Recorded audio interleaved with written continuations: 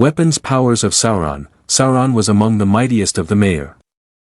Originally of all people, he acquired great scientific knowledge of the world's substances and how to use them. He would retain this knowledge throughout his reign as the Dark Lord in Middle-earth, using it to forge the One Ring and construct his fortress of Barad-dûr.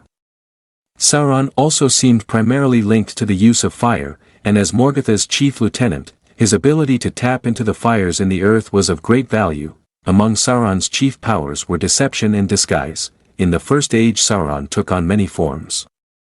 During his battle against Luthien and Huan in the Silmarillion, he took on no less than 4 separate shapes, his normal shape, a great wolf, a serpent, and finally a vampire, dripping blood from his throat upon the trees. At the end of the First Age, Sauron took on a fair form to appeal to the captain of the host of the Vala and ask for pardon.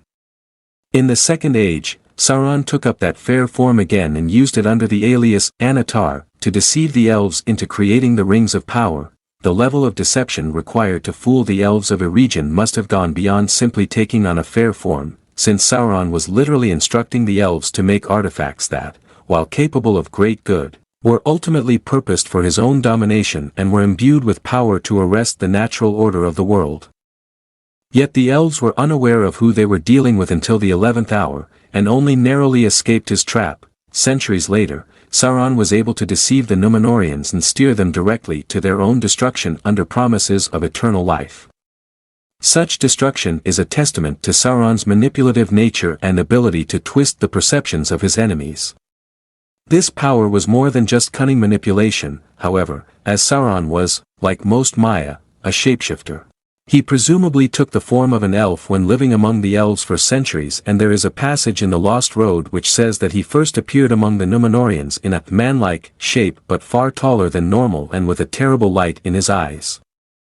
However, this was an early version and later versions simply speak of his fair form.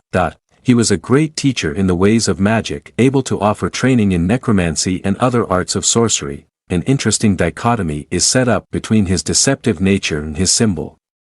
While rarely appearing personally and deceiving all but the most wary, he represented himself as an all-seeing eye that could pierce all disguises. The extent, nature, and specifics of Sauron's power are largely left to the imagination. Like Morgoth, he was capable of altering the physical substance of the world around him by mere effort of will. Though he rarely stooped to engaging in combat himself, Sauron could be a fearsome opponent on the battlefield. He was able to slay Elendil and Gil-galad single-handedly, though the duel left him weakened. The mere touch of his hands could inflict fatal burns. After Sauron infused the greatest portion of his power, will and essence into the One Ring, he simultaneously became both weaker and stronger. Stronger when he had the ring, as the ring was made to augment the user's strength and confer additional abilities, and weaker when he was without it.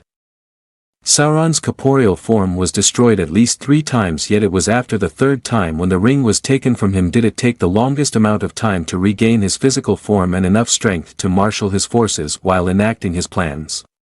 While Sauron could not be permanently discorporated while the ring existed, he was much weaker without it. However, due to the ring's existence, Sauron's power, unlike Morgoth's, was undiminished, as Morgoth's great power was diluted when spread across Arda. But Sauron's was concentrated when placed within a single, small container. The symbol of Sauron was the Eye of Sauron, which he began using after the downfall of Númenor. It was also called the Great Eye, the Eye of Barad-dûr, the Red Eye, the Lidless Eye, the Evil Eye, and the Eye. It is clearly an exemplification of the Dark Lord's apparent all-seeing and all-knowing nature, stemmed by his vain belief in his God-King omnipotence. That concludes our review for today, but the discussion is far from over.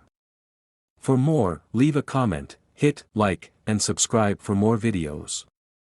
Keep the magic of movies alive until the next time. Signing off from FK BYTES.